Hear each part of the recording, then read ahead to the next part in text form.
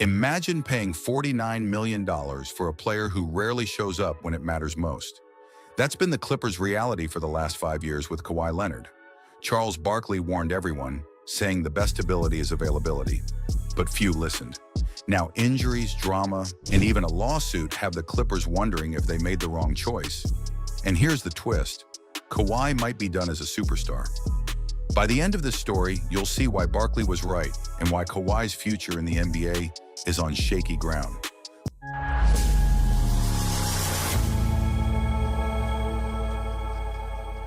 Kawhi Leonard was once one of the best players in the NBA. He was known for his defense, clutch plays, and quiet personality. With the San Antonio Spurs, he won an NBA Finals MVP. Then he went to Toronto and led the Raptors to a championship. Kawhi was at the top of his game, and the Clippers saw him as the key to winning their first title. In 2019, the Clippers signed Kawhi to a massive deal. They built their team around him, giving him everything he needed. He got rest days, a strong medical team, and a $90 million contract. But there was one big problem. Kawhi didn't play enough games, and Charles Barkley noticed. Barkley said, the best ability is availability. Kawhi Leonard, but you can't rank him if he's not playing. Is he a great player or not? He was, No. but he ain't played. Played 68 games last year. And the best ability is availability. Spell it. You see, almost made me curse you out there. He wasn't wrong. Since joining the Clippers, Kawhi has missed almost half of their games. At first, fans hoped he would get healthy and lead the team to a championship. But as time went on, the injuries piled up, impatience ran out. In 2021, Kawhi played great in the playoffs, but then he hurt his knee. He missed the rest of the postseason, and the Clippers lost in the conference finals. Injuries are injuries, and they're legit. It's just that what amazes me about Kawhi Leonard is that he's always just healthy enough right around the time he gets paid. And then the second he gets paid, he's always injured. Fans started asking if Kawhi was worth the risk, but the Clippers stuck with him, hoping he would return to form. Fast forward to 2024, Kawhi missed most of the playoffs again, and now he's sidelined indefinitely. Fans are frustrated, but it gets worse. Kawhi declared himself ready to play for the U.S. Olympic team just 2 weeks after sitting out. Many people, including Clippers management, were confused. How could Kawhi be too injured to play for his team, but ready for the Olympics? This raised even more questions about his commitment to the Clippers. But the drama didn't stop there. In October, a former Clippers strength coach filed a lawsuit against the team. He claimed the Clippers rushed Kawhi back from an injury, ignoring medical advice. According to the coach, Kawhi needed 2 full years to recover, but the team brought him back in just 16 months. The result? More injuries and more missed games. This lawsuit added fuel to the fire. Fans began to wonder if Kawhi's injuries were caused by poor management or if he just wasn't built to last. Either way, the Clippers' gamble was looking like a massive mistake. Meanwhile, NBA analysts started to question Kawhi's legacy. Stephen A. Smith called him the worst superstar in sports history. Two-time champion, a 2-time NBA Finals MVP. The brother is a big-time basketball player. Jay, this is not a discussion about his skills and how elite he is. This is the worst superstar. I can make a case this is the worst superstar in the history of sports. He is a nightmare. You're talking about the first 4 years of his time with the Clippers, he's averaged 40.3 games a season. 40.3. He played 68 games this past year, and then again, he wasn't available for players. Do you know that Kawhi Leonard hasn't been available for 15 of the last 19 Clippers playoff games? He argued that Kawhi doesn't promote the NBA, doesn't connect with fans, and doesn't even market himself. Unlike other stars, Kawhi prefers to stay out of the spotlight. But this quiet personality, once seen as unique, is now viewed as a problem. Fans feel disconnected from Kawhi, and some even think he doesn't care about the team. Charles Barkley added to the controversy by leaving Kawhi off his top 50 NBA players list. God, you didn't have Kawhi Leonard ranked only because of injury. Yes. I'm gonna stop it, Joe. Dude, he ain't played in 3 years. You just disrespecting people. Wait, now. he played in 3 years. He did play 68 games last year. Thank you. And he didn't play in the playoffs. Yeah, I know. And so you want me to put him on there this year and he's already out? No, I'm not saying you had to put him in. I love Kawhi Leonard, but you can't rank him if he's not playing. Barkley argued that Kawhi can't be ranked if he doesn't play. Fans fired back, pointing out that players like Joel Embiid, who also missed games, were ranked high. But Barkley didn't budge. He stood by his statement, saying availability matters more than anything else. Despite all this, the Clippers have managed to perform well without Kawhi. Early in the 2024 season, they had big wins against the Denver Nuggets and Golden State Warriors. Players like James Harden and Norman Powell stepped up, proving the team could win without their star player. This raised a tough question. Do the Clippers even need Kawhi anymore? Trading Kawhi might be the Clippers' best option. His trade value is still high, but if his injuries get worse, they may lose the chance to move him. The team faces a big decision. Trade him now or stick with him and hope for the best. But patience is running out, and fans are growing tired of waiting. The tension reached a peak during the unveiling of the Clippers' new arena, the Intuit Dome. Kawhi was present but wasn't introduced to the fans. Many believed the team skipped his announcement to avoid boos from the crowd. Others saw this as a sign that the Clippers were ready to move on. The Intuit Dome represents a new era for the team, and some think it's time to leave the Kawhi Leonard experiment behind. Adding to the frustration is Kawhi's lack of engagement. He doesn't promote the team, sell merchandise, or connect with fans. For someone making $49 million a year, this feels like a missed opportunity. Kawhi doesn't seem interested in being the face of the franchise. He just wants to play basketball. But as Charles Barkley said, what's ability without availability? So what's next for Kawhi Leonard? Kendrick Perkins suggested retirement, saying Kawhi's health might not hold up much longer. And I think it's about that time to have that uncomfortable, tough conversation. This is not a hot take, but when you think about his history and you think about now and everything that Legs just alluded to, 6 months and it's still problems with his knee, right? And every single season it's a problem when it comes down to Kawhi Leonard health. He needs to sit down at the round table, not only with the Clippers organization, but his family as well. I really think Kawhi Leonard should consider retiring. While this idea upsets some fans, it's becoming harder to ignore. If Kawhi can't stay healthy, his career might end sooner than expected. The Clippers must decide if they're willing to wait or if it's time to move on. We've had 2 chances here with the Clippers, 2 chances. And for whatever reason, the big guy in the sky didn't want us to get there. Right. Injuries. I've never seen anything like this in my life. In my whole life, 2 players the caliber of you and Kawhi can't play half the season. I mean, it's crazy. Here's the truth. Kawhi Leonard's injuries and lack of availability have become too much for the Clippers to handle. Charles Barkley's warning wasn't just an opinion, it was a prediction that's now coming true. Kawhi's talent is undeniable, but his unreliability has made him a burden for the team.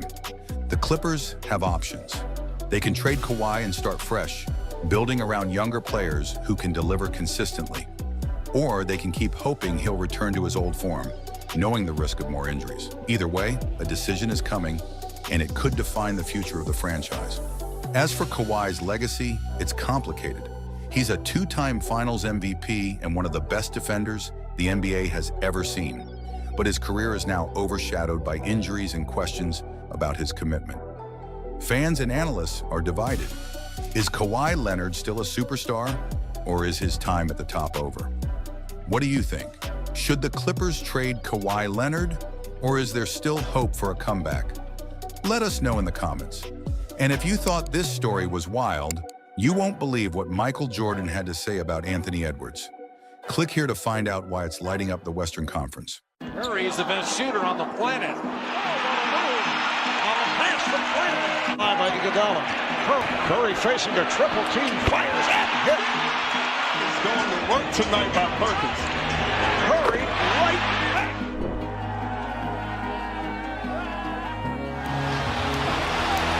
Oh, blocked by James. LeBron James with the rejection. With half a minute to play, Bryant for the lead. Yes! Kobe Bryant gives the Lakers the lead. He was legendary before this game. This takes it to an absolute another level. What makes a year truly historic? Is it the records that fall, the legends who say goodbye, or the moments that seem impossible until they happen? In 2016, the NBA didn't just give us one of these elements, it gave us all of them and more. Today, we're diving into why 2016 might just be the most important year in the modern NBA. Here's Thompson on the left wing. Curry puts it up. And Barnes on the drive, throwing it down with authority.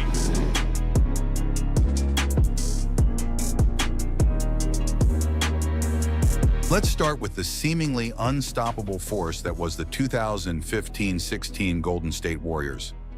73 wins. Just let that sink in. The 96 Bulls' 72-win season, a record that many thought would stand forever, fell to a team that seemed to be playing a different sport entirely. Led by Stephen Curry, who became the first unanimous MVP in league history, the Warriors weren't just winning games. They were revolutionizing basketball.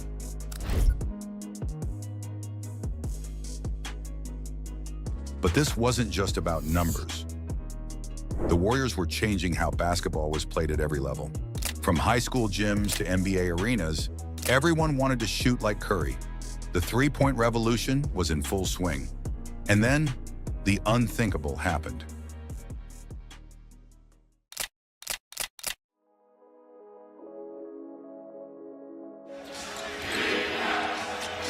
Curry helps out Smith. Pass right through the hands of Curry. James, a two-handed slam.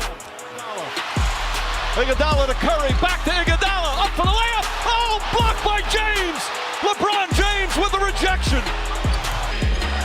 Irving and Curry, one-on-one. Irving puts it up. It's good. Kyrie Irving from downtown. And the Cavaliers by 3. Up 3-1 in the finals against the Cleveland Cavaliers, the greatest regular season team of all time, fell. LeBron James and Kyrie Irving led the Cavaliers to do what had never been done before: overcome a 3-1 deficit in the NBA Finals. The block, the shot, the stop. 3 moments that would define not just a series, but an era.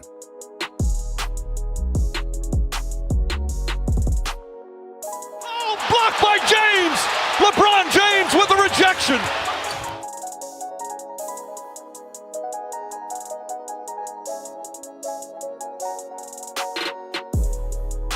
It's good! Kyrie Irving from downtown! And the Cavaliers by 3. But 2016 wasn't just about making history, it was about saying goodbye to it. 3 of the greatest players ever, Kobe Bryant, Tim Duncan, and Kevin Garnett, played their final games. Together, they represented 11 NBA championships, 48 All-Star selections, 4 MVP awards, and countless memories. Like New York, which is our first together. It's crazy how time flies, dog. I know, man. And you're gonna blink, and it's gonna be another 5 years, and this whole room gonna be totally different. Speaking of memories, April 13, 2016 gave us one we'll never forget. Kobe Bryant's final game wasn't just a farewell, it was vintage Mamba. Kobe, they're doing a big celebration for you the last game. A lot of us are going to be there. Can you promise me one thing? What's up? I need 50 that night. Can you do it? Your last home game at the Staples, can you give us 50? 42.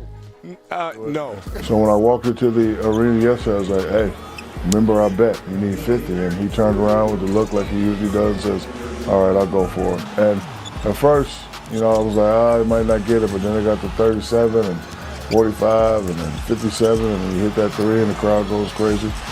And it was a great moment. 60 points, the game winner, the perfect ending to a 20-year story. In true Kobe fashion, he took 50 shots to get there, but nobody cared. This wasn't about efficiency, it was about witnessing greatness one last time.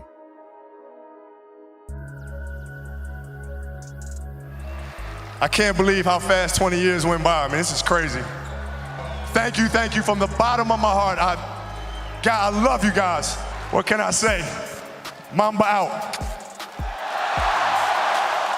Even the events that might have been footnotes in other years were legendary in 2016. The dunk contest between Zach LaVine and Aaron Gordon wasn't just great, it was possibly the greatest ever. Gordon sitting on air dunk over the mascot and LaVine free throw line windmill will be played on highlight reels forever. Then came the summer. Thanks to a massive spike in the salary cap from $70 million to $94 million, free agency became a feeding frenzy. Players like Mike Conley Jr. signed what were then shocking contracts, with Conley becoming the highest paid player in league history at that point, with a $153 million deal. But the biggest move wasn't about money. Kevin Durant's decision to join the 73-win Warriors sent shockwaves through the league that we're still feeling today. It's been hectic, you know. It's a lot of attention that comes with being in this position, and I knew that. And you know, when I met these guys, I felt as comfortable as I ever felt, and it was organic, it was authentic, it was real, and there's feelings I couldn't ignore. So, you know, I made a decision to come and play for these guys, and I feel great, and I feel excited about this opportunity. It ushered in the era of the Super Team 2.0, where players, not organizations, became the architects of dynasties. Let's look at how the game changed after 2016. 3-point attempts per game, 2015 to 16, 24.1, 2016, 17, 27.0, 2017, 18, 29.0. Pace of play, 2015, 16, 95.8, 2016, 17, 96.4, 2017, 18, 97.3. The game was getting faster, more three-point heavy, and more dynamic. The Warriors' style wasn't just successful, it was infectious. And as if 2016 hadn't given us enough basketball, Team USA captured gold in Rio, with Carmelo Anthony becoming the first male basketball player to win 3 Olympic gold medals. While not as star-studded as the 2012 team, this squad dominated their way to extending USA's Olympic winning streak, with Kevin Durant leading the team in scoring and Carmelo Anthony putting the perfect cap on his legendary Olympic career. So why was 2016 so important? Because it wasn't just about what happened that year, it was about what it represented. It was the year that proved records aren't unbreakable, that legacy isn't just about championships, and that the impossible is possible with enough belief and talent. The three-point revolution, player empowerment, super team formation, these weren't new concepts in 2016, but they all reached critical mass that year. The modern NBA, with its emphasis on spacing, shooting, and player movement, can trace its DNA back to this pivotal year. When we look back at NBA history, certain years stand out as turning points. 1979 brought the three-point line. 1992 gave us the Dream Team. And 2016 gave us everything: records, comebacks, farewells, and transformations. It wasn't just a great year in NBA history, it was the year that shaped what basketball would become.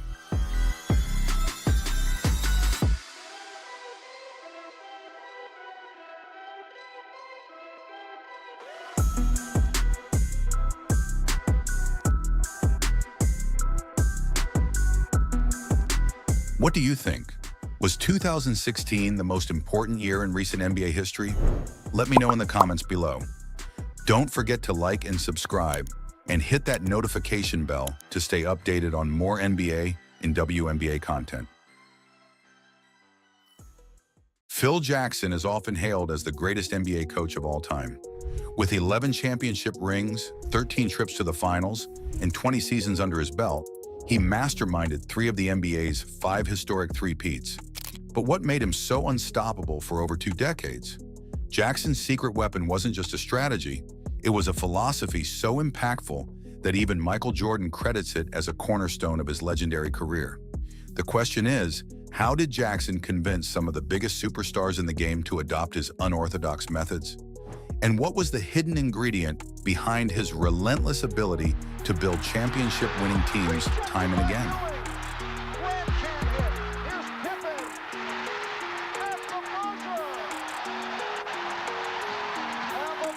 As you dive deeper into Jackson's story, you begin to see why his success wasn't just a fluke. It was built on a system that redefined greatness. After retiring from a successful playing career, that included 2 championships with the New York Knicks, Phil Jackson immediately turned his attention to coaching. His drive to lead and his hunger for success were clear. He wasn't content to settle for an assistant coach role. Jackson started as a head coach in the Puerto Rican League before moving to the Continental Basketball Association, CBA, where he won his first coaching championship with the Albany Patroons in 1984. Recognized as Coach of the Year, Jackson reflected on this pivotal time. My coaching career actually started when I was with the New Jersey Nets. After a stint there, I left to head coach for a few years in Albany and Puerto Rico.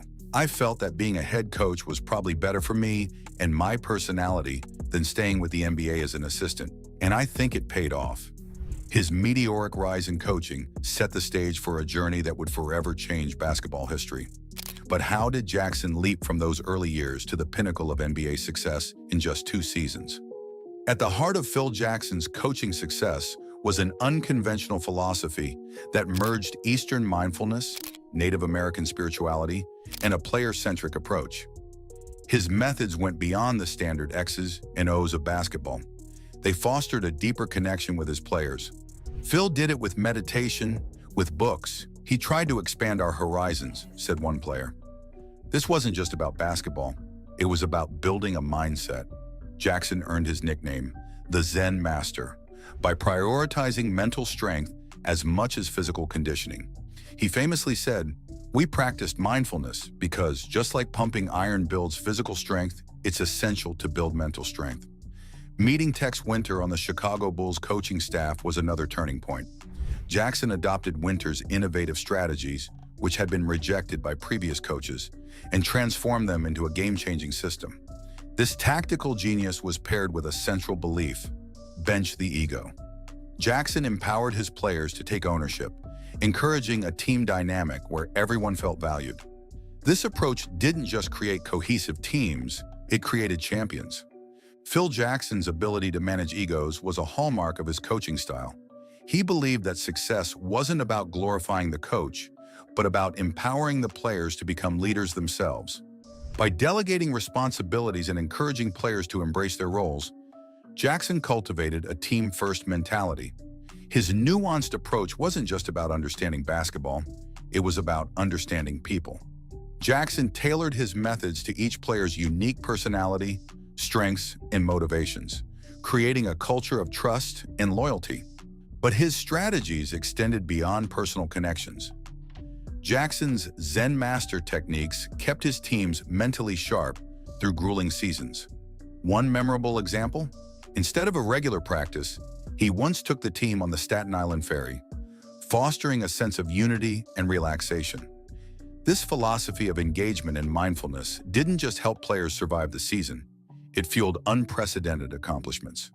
Repeating as champions once is hard enough. Doing it 3 times on 3 separate occasions is almost unthinkable. Jackson's belief in teamwork and selflessness allowed even the most competitive players, like Michael Jordan and Kobe Bryant, to buy into his system. He knew how to manage the fiercest egos for the greater good. For example, Jackson famously asked Kobe to pass up a scoring streak in favor of getting the ball to Shaquille O'Neal to keep him engaged for the playoffs. This balance of strategy, psychology, and empathy was key to Jackson's imperial success. Convincing Michael Jordan to embrace a team-oriented approach was no small feat. As one of the most competitive and dominant players in history, Jordan was accustomed to taking over games and carrying the scoring load himself. With 10 scoring titles, it was clear he was exceptional at it. But Jackson knew that for the Bulls to unlock their full potential, Jordan needed to trust his teammates more. In a pivotal conversation, Jackson challenged Jordan's mindset by asking him a simple question. Did he want to be remembered as a player with endless personal accolades or as a champion? The question struck a chord, prompting Jordan to rethink his priorities. To facilitate this shift, Jackson introduced the triangle offense, a revolutionary system that blended Tex Winter's technical brilliance with Jackson's own adaptations. The triangle was designed to eliminate one-on-one play and create constant motion, allowing for up to 33 different options off a single pass. This dynamic system was nearly impossible to defend and gave every player a role in the offense. Jordan famously called it the equal opportunity offense, though it didn't diminish his individual dominance. In fact, Jordan earned 7 more scoring titles while running the triangle, proving its effectiveness. The system wasn't just about scoring, it demanded high basketball IQ and split-second decision-making. Players had to stay present and mindful, a key element Jackson emphasized. With the triangle, Jackson countered defensive schemes like the infamous Jordan rules employed by the Detroit Pistons. Slowly but surely, Jordan embraced the philosophy, and the results spoke for themselves. As Jordan's trust in Phil Jackson and the triangle offense grew, so did the Bulls' success. Jackson's sessions not only reinforced the principles of the offense, but highlighted the importance of every player's role. The mantra, "no man above the team," became a cornerstone of their culture. This shift in Jordan's mindset, paired with Scottie Pippen's rise as a versatile and indispensable teammate, made the Bulls a nearly unstoppable force.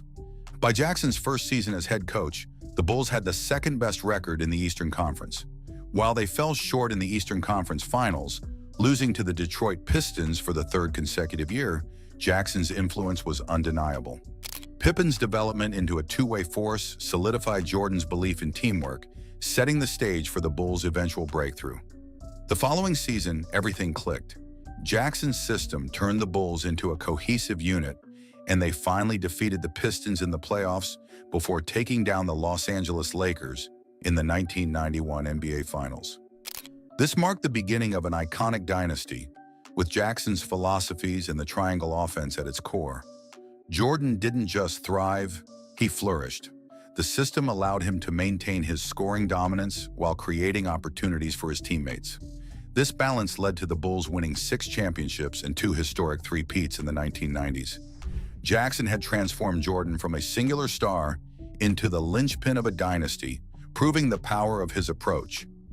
After dominating with the Bulls, Phil Jackson faced a new challenge: managing the egos of 2 superstars, Kobe Bryant and Shaquille O'Neal, with the Los Angeles Lakers. While Jordan had already established himself as a leader by the time Jackson coached him, Kobe was younger and still forging his identity in the league. Jackson treated Kobe like a son, whereas his relationship with Jordan had been more brotherly. Kobe's fierce competitiveness was both an asset and a challenge. Jackson recognized that Kobe's relentless drive needed to be guided without stifling his autonomy. Meanwhile, Shaq's personality and discipline, shaped by a military upbringing, were vastly different. This dynamic created tension that Jackson had to navigate carefully. One of Jackson's strategies was allowing Kobe freedom to explore his game during the regular season while keeping the focus on team goals. Shaq, who often used the season to play his way into shape, benefited from Jackson's understanding approach. Kobe took on more responsibility during these times, which allowed him to develop his leadership skills. Balancing the dynamic between Kobe and Shaq was no easy task.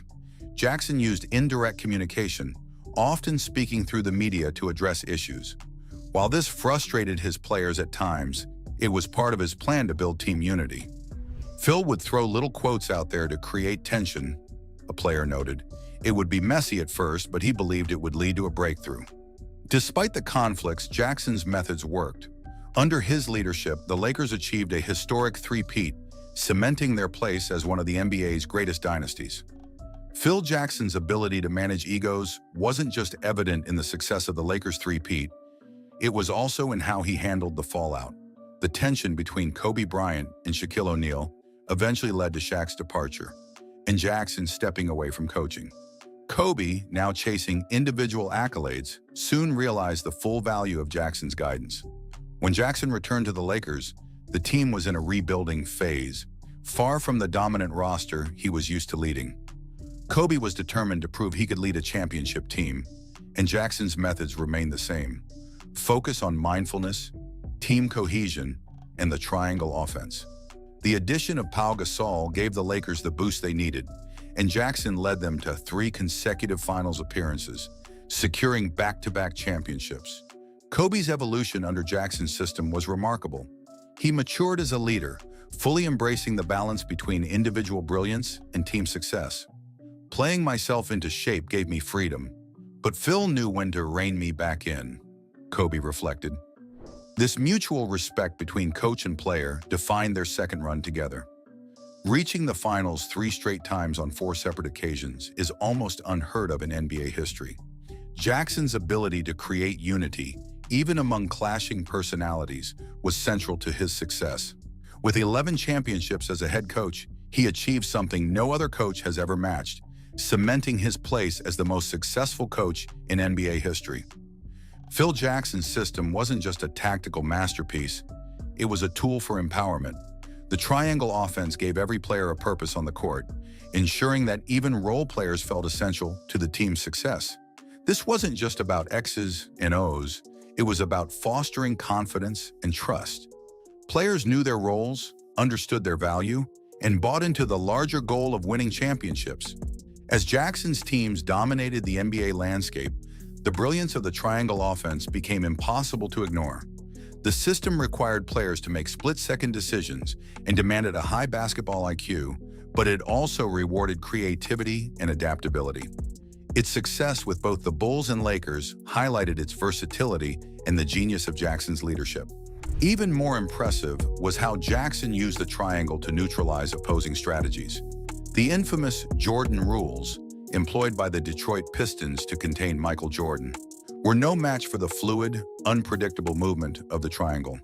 Jackson's ability to adapt his strategies to counter any opponent set him apart from other coaches. Beyond the technical aspects, Jackson's emphasis on mindfulness was revolutionary. By teaching players to stay present and focused, he helped them overcome mental hurdles that could derail even the most talented teams. This holistic approach to coaching wasn't just innovative, it was transformative. Phil Jackson's legacy extends far beyond his 11 championship rings. His coaching philosophy revolutionized the way teams were built and led, inspiring countless coaches to look beyond tactics and focus on the mental and emotional well-being of their players. Jackson understood that greatness wasn't just about skill, it was about unlocking the full potential of every individual on the team. Under his guidance, players like Michael Jordan, Scottie Pippen, Kobe Bryant, and Shaquille O'Neal not only thrived but redefined what it meant to be great. Jackson's approach, balancing strategy with mindfulness, ego management, and player empowerment, created dynasties that dominated the NBA for decades. Even after his final championship with the Lakers in 2010, Jackson's influence on the game remained undeniable. Coaches across the league adopted elements of his philosophy, recognizing the importance of mental strength and team cohesion. His ability to inspire players to reach heights they never thought possible is a testament to his genius. Phil Jackson's coaching career wasn't just about winning, it was about building something greater. He showed the world that with the right mindset, the right system, and the right leadership, the impossible becomes achievable. Yuki Kawamura might be my favorite Grizzly of all time. Homie, She said after the game, she said, I thought I was watching John Stockton. Wiseman, what is you looking at, dog? How you not see that pass, dog? Yuki definitely stole the show today. He's a joy to be around. He's a character. He's full of energy. He's got bubbling personality. I'm glad he was able to showcase that center court from the fans. He's doing a lot more than dancing and winning those competitions. He's helped elevate the tone. Imagine a 5'8" player dominating a court full of giants. Yuki Kawamura, the shortest player in NBA history, just made defenders look like statues. In his first game, Kawamura hit a step-back three-pointer that had fans roaring and the internet buzzing. He's fast, fearless, and changing the way people see basketball. How did a player so small make it to the NBA? And could he really change the league forever? Stay tuned, because Kawamura's story is nothing short of incredible.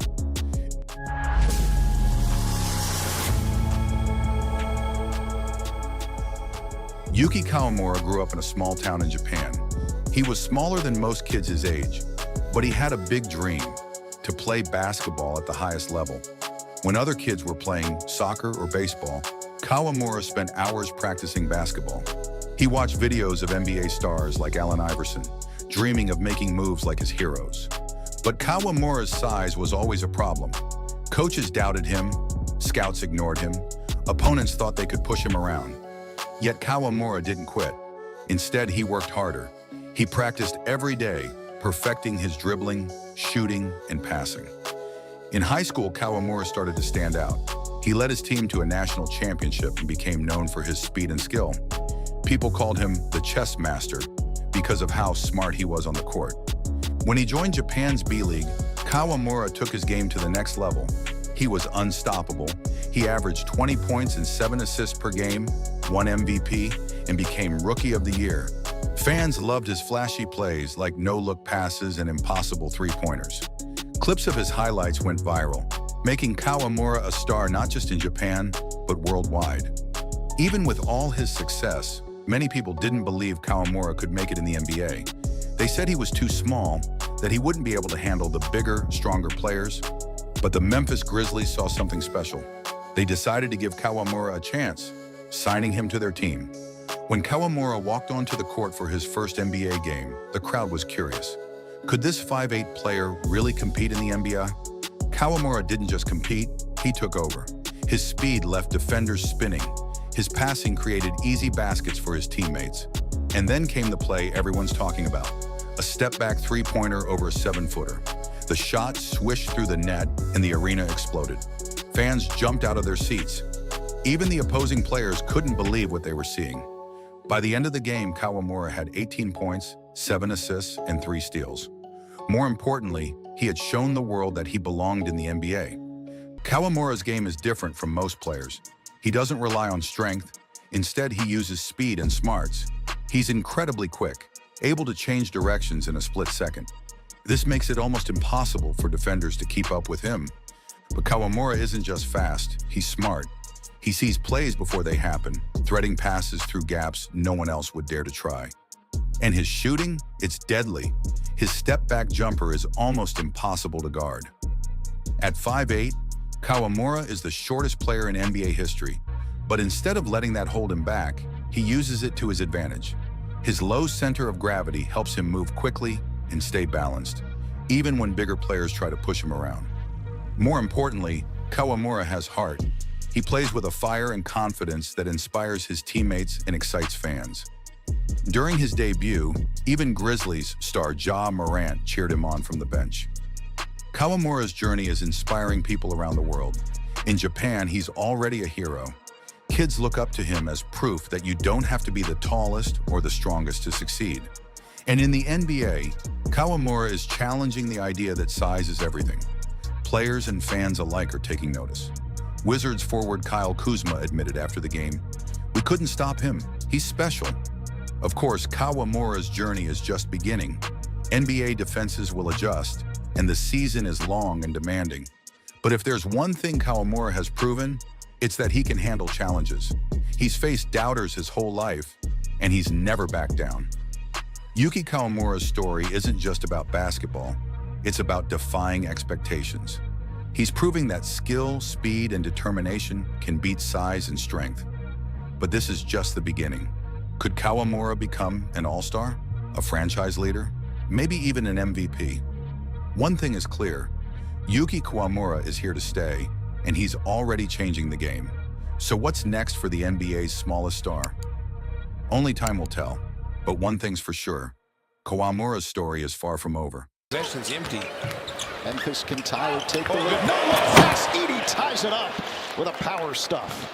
Oh, wow, that was a nice pass by the little fellow.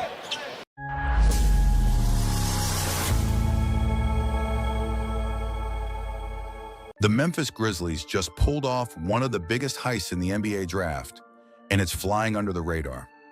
We're talking about 2 players, one, the shortest player in the league, and the other, a giant force in the paint, both of whom are already making waves in the preseason. How did the Grizzlies manage to finesse the league and snag these 2 hidden gems? Stick around, because you're not going to believe how these 2 rookies are already turning heads and setting the NBA on fire. The Memphis Grizzlies are no strangers to finding talent in unexpected places, and this year, they may have pulled off one of the biggest surprises in recent draft history. Let's talk about Kawamura, a name that might not have been on everyone's radar before. But after his preseason performances, he's become a player to watch. Standing at just 5'8", Kawamura is officially the shortest player in the NBA. But don't let that fool you. His playmaking ability is absolutely unreal. In a recent game, Kawamura put on a show, dishing out 7 assists and controlling the floor like a veteran point guard. One particular play had Grizzlies fans and even teammates like Jaren Jackson Jr. out of their seats. Kimura's court vision is something special. In this moment, he drives to the free throw line, takes a quick hop, and throws an insane back-cut pass to his teammate, who finishes with a reverse layup. The precision, the awareness. Kimura has everything you'd want in a playmaker, and he's proving that height is no barrier to success. But that wasn't a one-off. Kimura's impact on the game goes deeper than just flashy assists. His spatial awareness allows him to manipulate defenses, and he consistently draws multiple defenders, creating wide-open opportunities for his teammates. One play, in particular, stands out. Kimura runs along the baseline, pulling in 3 defenders before dumping the ball off to Zach Edey for a wide-open shot. His ability to drag defenders and create gravity on the court is something you don't often see in rookies, especially one standing at 5'8". Let's not ignore the fact that Kimura is a unique playmaker in today's NBA. At just 5'8", he's not going to dominate with his physicality or height, but his mind for the game is already elite.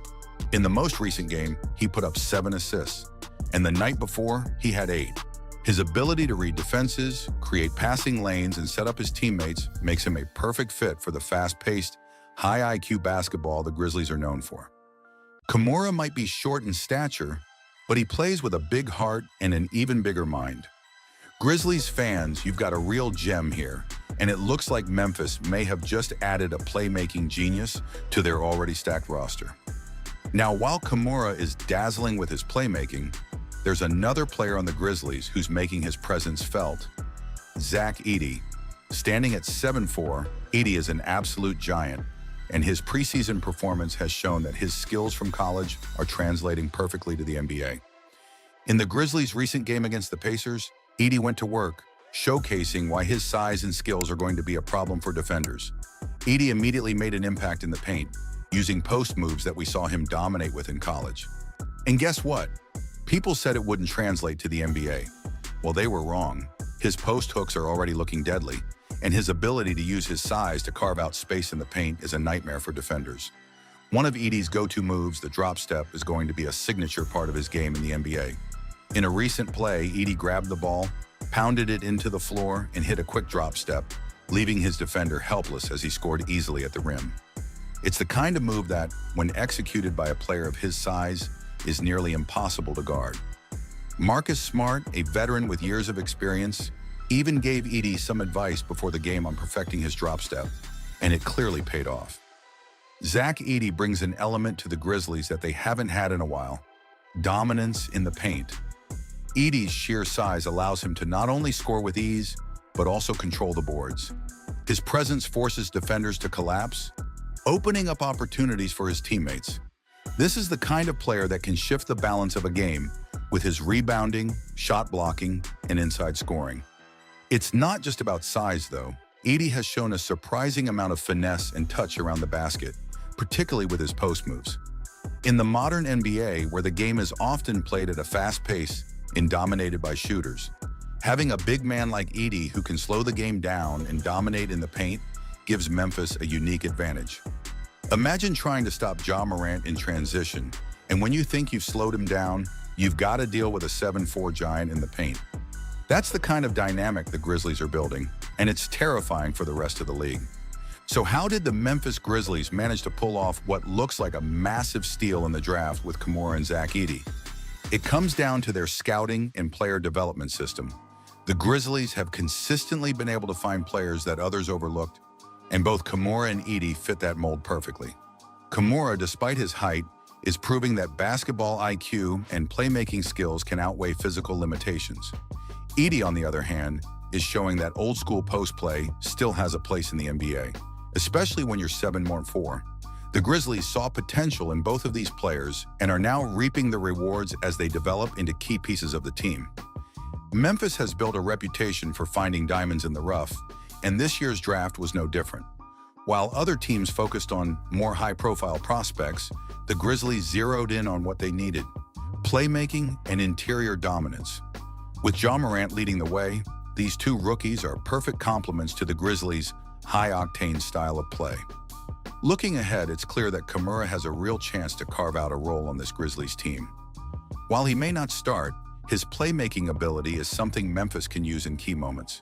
His court vision, passing, and ability to break down defenses will be invaluable as the Grizzlies look to make a deep playoff run this season. Even with his height disadvantage, Kimura's intelligence and basketball IQ set him apart. He may not be the tallest player on the court, but he's often the smartest, and that's what's going to keep him in the league for a long time. As for Zach Edey, he's poised to become a force in the paint for Memphis. His ability to score, rebound, and defend will make him a key part of the Grizzlies' rotation, especially as he continues to refine his post moves and footwork. Edey's size alone makes him a matchup nightmare, and as he continues to learn from veterans like Marcus Smart, his game will only improve. The Grizzlies have done it again, finding players who fit their system and style perfectly. Kimura's playmaking and Edey's dominance in the paint give Memphis a new set of tools to challenge the best teams in the league. The Memphis Grizzlies may have just pulled off one of the biggest heists in recent draft history. With Kimura dazzling as a playmaking genius and Zach Edey dominating the paint, Memphis has added two unique talents that could change the course of their season. Will Kimura's IQ and Edey's size be the keys to a deep playoff run for the Grizzlies? Only time will tell, but one thing's for sure, the rest of the NBA needs to watch out. And with the 17th pick in the 2024 NBA Draft, the Los Angeles Lakers select Dalton Knecht from the University of Tennessee. In a team that has LeBron James, Anthony Davis, D'Angelo Russell, and some veterans, rookie Dalton Knecht has shockingly been the go-to person in important games this season. Over a 7-foot ball bowl. Knecht. He'll try to tie. Yeah. Dalton Knecht. Right between the eyes for the rookie from Tennessee. And that was over Bowl, who's 7'3", and a wingspan of 7'6". A fast break lob. Foul taken, Knecht, the lob, and he lays it in. Or a fast break dunk. At the rim. AD was there. Now it's Knecht. Throw it down. This rookie has proven to be a walking bucket. But a few games into the season, has Dalton Knecht proven enough to be the missing piece the Lakers have been looking for? Or just enough to be the Rookie of the Year? Well, let's find out.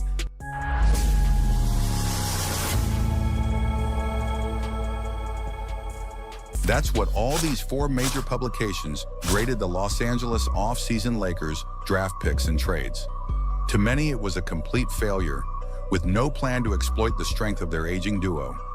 Well, 16 games into the season, and it's all looking different now. And it's all thanks to the 17th at the overall pick of the 2024 NBA Draft, Dalton Knecht.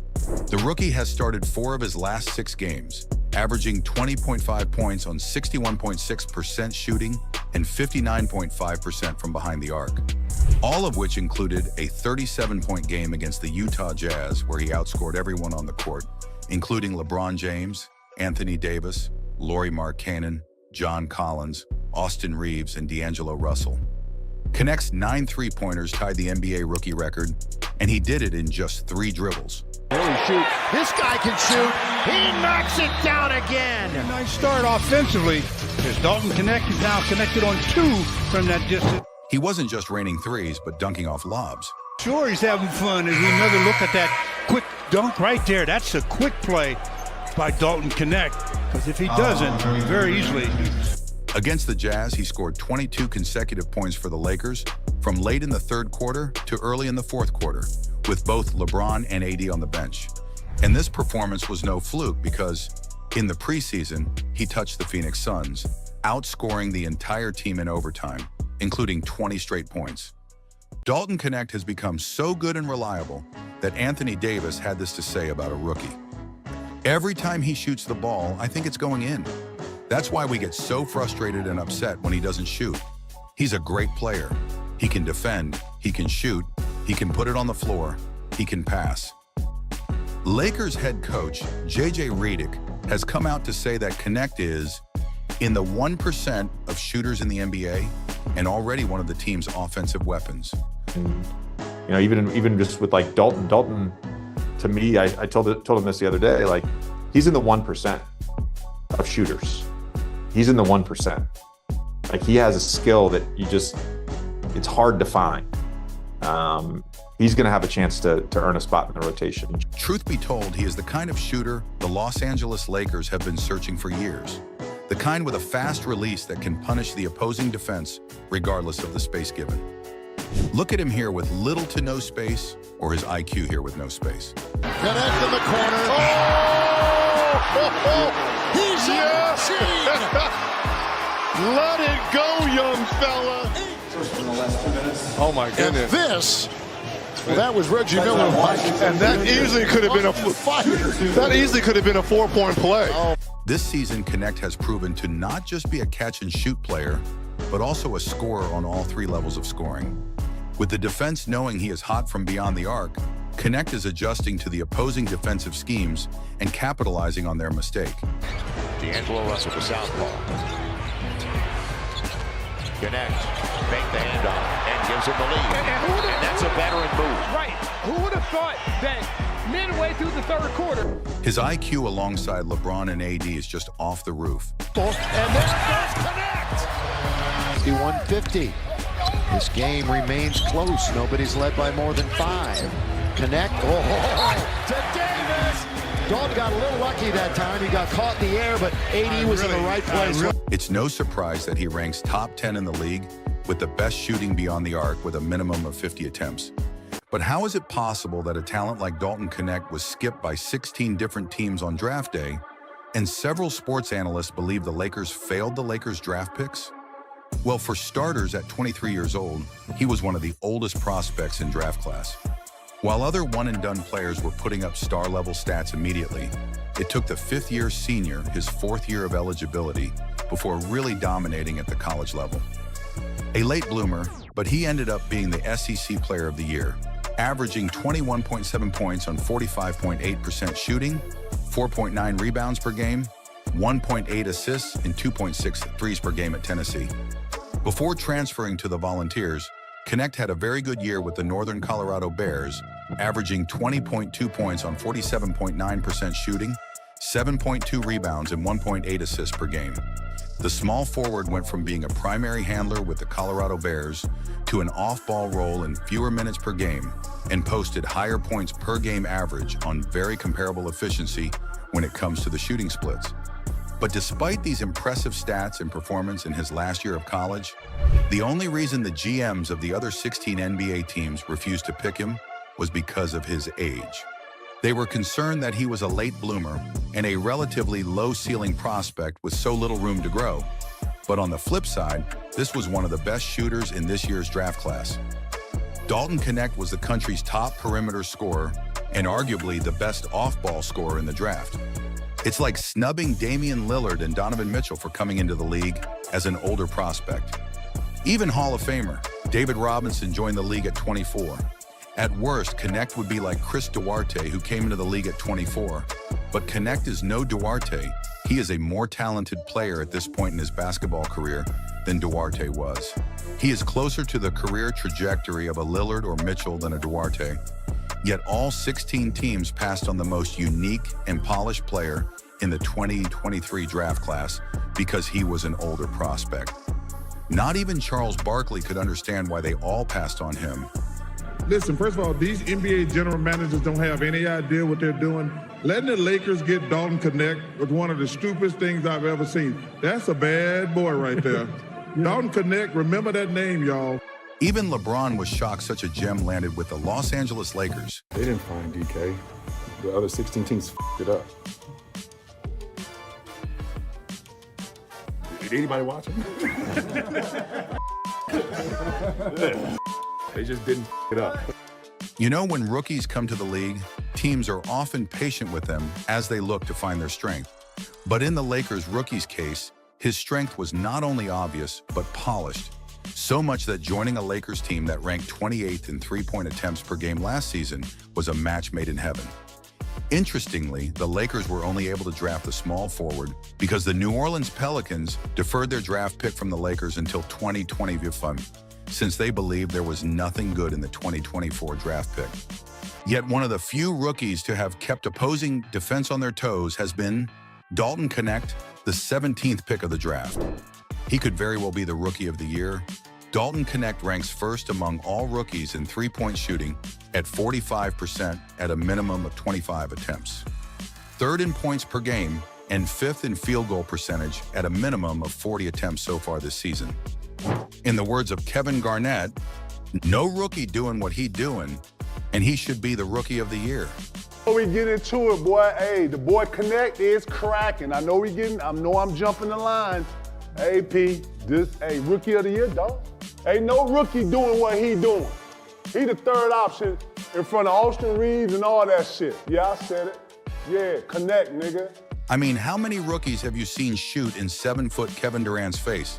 Man in the Olympics averaged 22 points. Knecht again. Yes, sir! Dalton Knecht had the most 3 points made by a rookie in their first 5 career starts in NBA history before Philadelphia Sixers, Jared McCain, surpassed his record. And at the moment, the Sixers rookie is Knecht's strongest competition for the Rookie of the Year award. So far this season, McCain is the only rookie with multiple 30-point games and has 7 straight 20-point games. He also has the most points by a rookie in their first 4 career starts since the merger.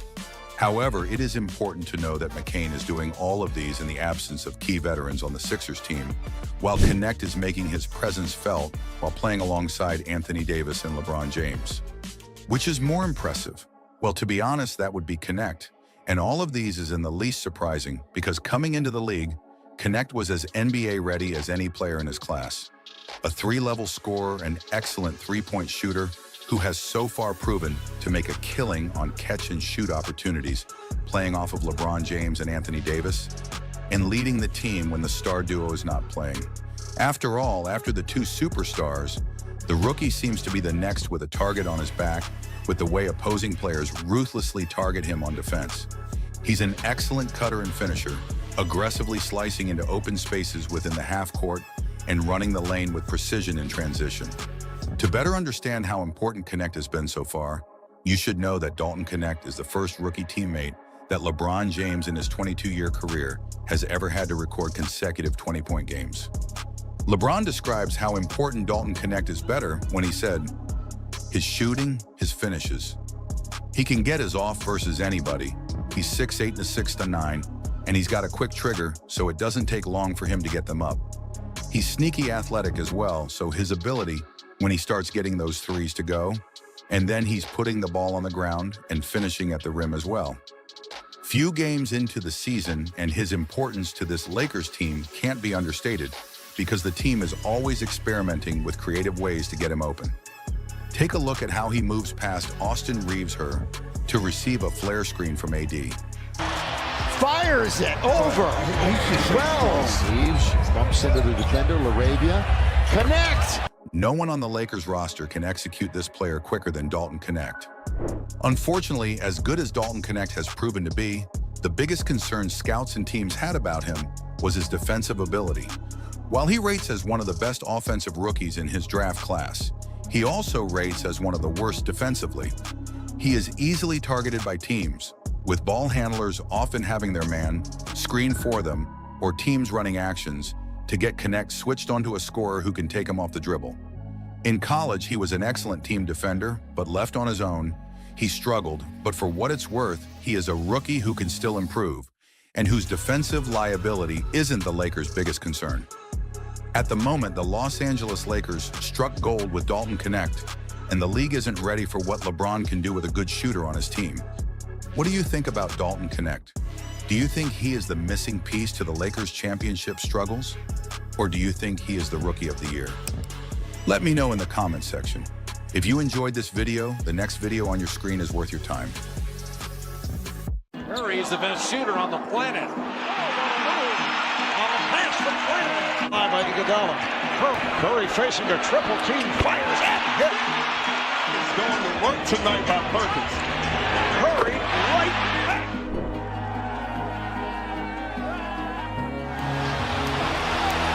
Oh, blocked by James. LeBron James with the rejection. with half a minute to play. Bryant for the lead. Yes! Kobe Bryant gives the Lakers the lead. He was legendary before this game. This takes it to an absolute another level. What makes a year truly historic? Is it the records that fall, the legends who say goodbye, or the moments that seem impossible until they happen? In 2016, the NBA didn't just give us one of these elements, it gave us all of them and more. Today, we're diving into why 2016 might just be the most important year in the modern NBA. Here's Thompson on the left wing. Curry puts it up. There's Barnes on the drive, throwing it down with authority.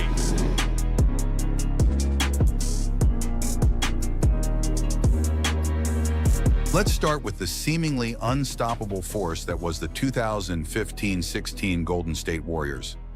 73 wins. Just let that sink in.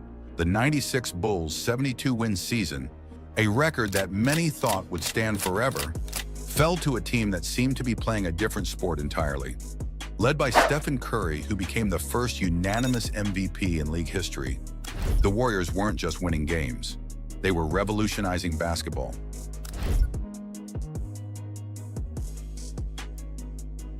But this wasn't just about numbers. The Warriors were changing how basketball was played at every level.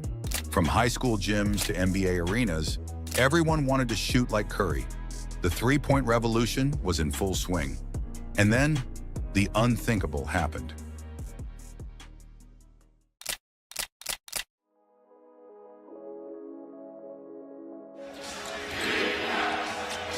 Curry helps out Smith.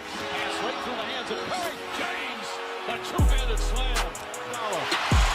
Iguodala to Curry, back to Iguodala, up for the layup. Oh, blocked by James. LeBron James with the rejection. Irving and Curry, one-on-one. Irving puts it up.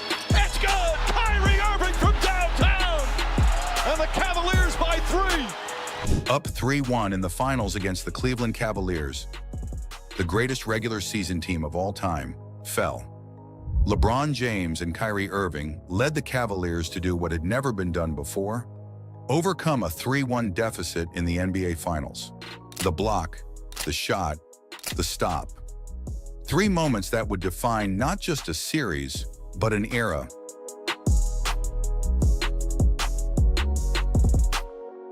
Oh, blocked by James!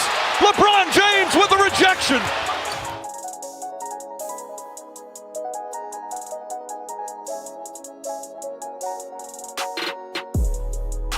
It's good! Kyrie Irving from downtown! And the Cavaliers by 3. But 2016 wasn't just about making history, it was about saying goodbye to it. 3 of the greatest players ever, Kobe Bryant, Tim Duncan, and Kevin Garnett, played their final games. Together, they represented 11 NBA championships, 48 All-Star selections, 4 MVP awards, and countless memories. Like New York, which is our first together. It's crazy how time flies, dog. I know, man. And you're gonna blink, and it's gonna be another 5 years, and this whole room gonna be totally different. Speaking of memories, April 13, 2016 gave us one we'll never forget.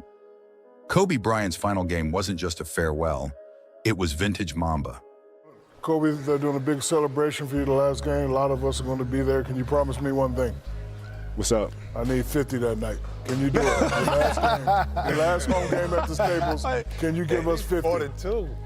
No. So when I walked into the arena yesterday, I was like, hey, remember our bet, you need 50. And he turned around with the look like he usually does and says, all right, I'll go for it. And at first, I was like, I might not get it, but then I got to 37 and 45 and then 57, and then you hit that 3 and the crowd goes crazy.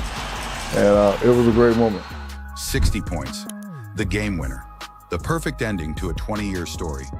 In true Kobe fashion, he took 50 shots to get there, but nobody cared. This wasn't about efficiency, it was about witnessing greatness one last time.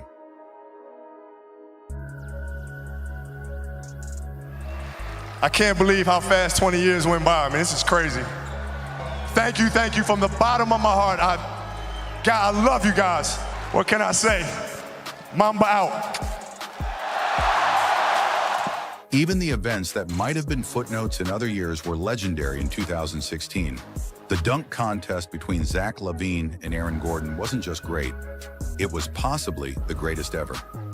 Gordon sitting on air dunk over the mascot and LaVine free throw line windmill will be played on highlight reels forever. Then came the summer. Thanks to a massive spike in the salary cap from $70 million to $94 million, free agency became a feeding frenzy. Players like Mike Conley Jr. signed what were then shocking contracts, with Conley becoming the highest paid player in league history at that point, with a $153 million deal. But the biggest move wasn't about money. Kevin Durant's decision to join the 73-win Warriors sent shockwaves through the league that we're still feeling today. It's been hectic, you know. It's a lot of attention that comes with being in this position, and I knew that. And you know, when I met these guys, I felt as comfortable as I ever felt, and it was organic, it was authentic, it was real, and there's feelings I couldn't ignore. So, you know, I made a decision to come and play for these guys, and I feel great, and I feel excited about this opportunity. It ushered in the era of the Super Team 2.0, where players, not organizations, became the architects of dynasties. Let's look at how the game changed after 2016. 3-point attempts per game, 2015 to 16, 24.1, 2016, 17, 27.0, 2017, 18, 29.0. Pace of play, 2015, 16, 95.8, 2016, 17, 96.4, 2017, 18, 97.3. The game was getting faster, more three-point heavy, and more dynamic. The Warriors' style wasn't just successful, it was infectious. And as if 2016 hadn't given us enough basketball, Team USA captured gold in Rio, with Carmelo Anthony becoming the first male basketball player to win 3 Olympic gold medals. While not as star-studded as the 2012 team, this squad dominated their way to extending USA's Olympic winning streak, with Kevin Durant leading the team in scoring and Carmelo Anthony putting the perfect cap on his legendary Olympic career. So why was 2016 so important? Because it wasn't just about what happened that year, it was about what it represented. It was the year that proved records aren't unbreakable, that legacy isn't just about championships, and that the impossible is possible with enough belief and talent. The three-point revolution, player empowerment, super team formation, these weren't new concepts in 2016, but they all reached critical mass that year. The modern NBA, with its emphasis on spacing, shooting, and player movement, can trace its DNA back to this pivotal year. When we look back at NBA history, certain years stand out as turning points. 1979 brought the three-point line. 1992 gave us the Dream Team. And 2016 gave us everything: records, comebacks, farewells, and transformations. It wasn't just a great year in NBA history, it was the year that shaped what basketball would become.